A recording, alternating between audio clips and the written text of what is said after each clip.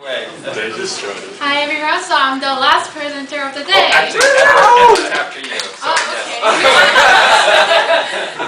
So how are you all doing today? Good? Great. Yes, today is another day you're doing great. Let me walk you through what another day for students are like. So this is how their days are like. For this week it's a final, so we have to go to exams, but we do some procrastination, and then we have to study, and then there's another exam. But that's not the end. What happens? It happens throughout the quarter, and it happens throughout the year. So is there an end to exam? Is there an end to accomplishment? Is there an end to this cycle of common technology presentation? And within this middle of this hard work and heavy workload, you suddenly unconsciously lose yourself. Where is you? And this is what the problem I want to solve. By living a one day more mindfully, how can you become more of yourself? So let me walk through what the principles that I went through, and how I solved it was by having people think about one goal for the day. It's not a goal that you will do for tomorrow, it's a goal that you would finish by today.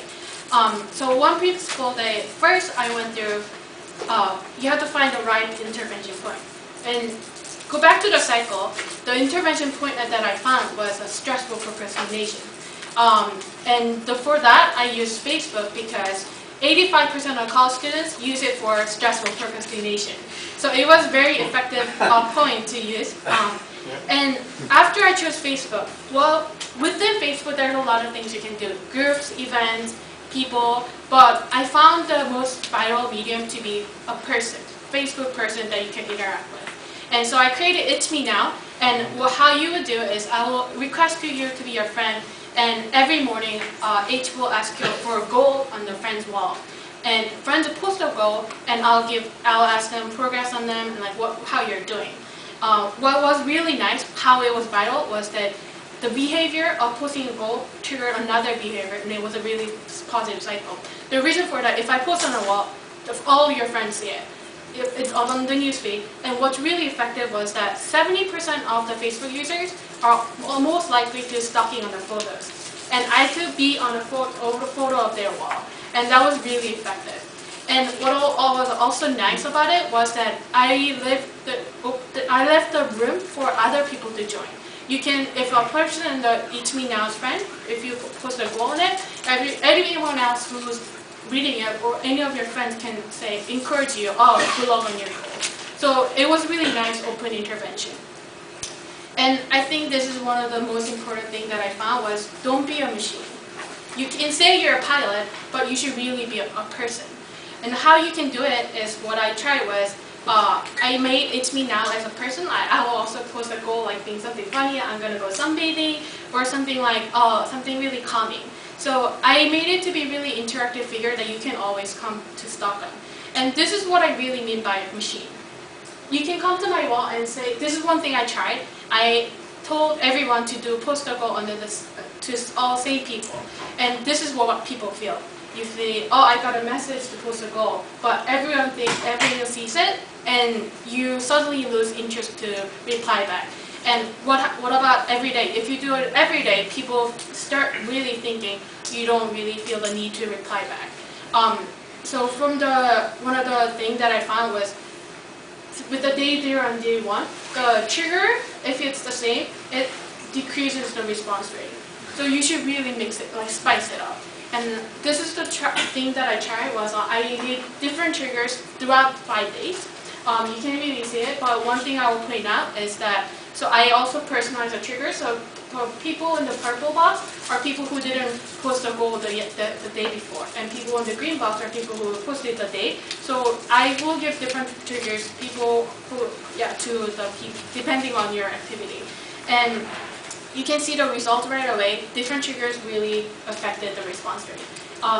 The reason for day 4 is because it was a weekend, so just to point that out.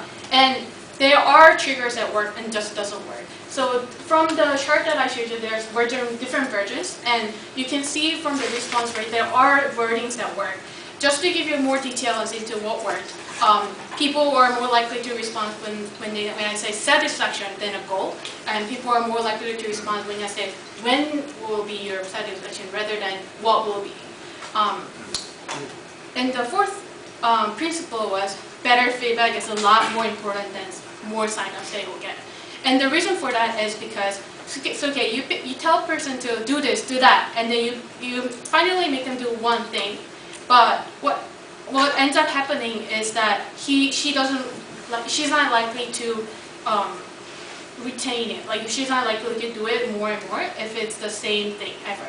And if she doesn't get a feedback, so what I did was I'll ask her to do one thing and have a self feedback, also an external feedback. And these are the feedbacks I tried out. Comment to your goals, progress, how's your progress, and you can also see other people doing it and really recognize it at the end. And what was really nice is that you don't only recognize the people who did it, but people also in it. So I'll tag people who did it, even though they didn't respond, they will see them, oh, they were part of the test. But, you know, it may not work. So what would you do? So I tried different versions for it, and here are some I tried, and I got to the point it's me now because it was the one that worked from the learnings that I got. So it's okay to try more and iterate. So here are the number of friends that I got, and right now I have over 50 friends. And report of positive to negative feelings before each and until the end of the day. So iterate. Applications you can employ on the business side, or you can also employ, so you can change their perspective. Also employing the patient. Give more meaning to their life. So I'll just end it with the feedbacks on the backgrounds, and thank you very much.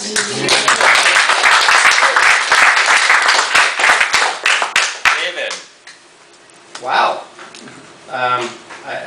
There are so many elements in that, and but I guess what I'm really interested in is that you began to take a more scientific approach to looking at how you mix your triggers and try to match it to their response or non-response.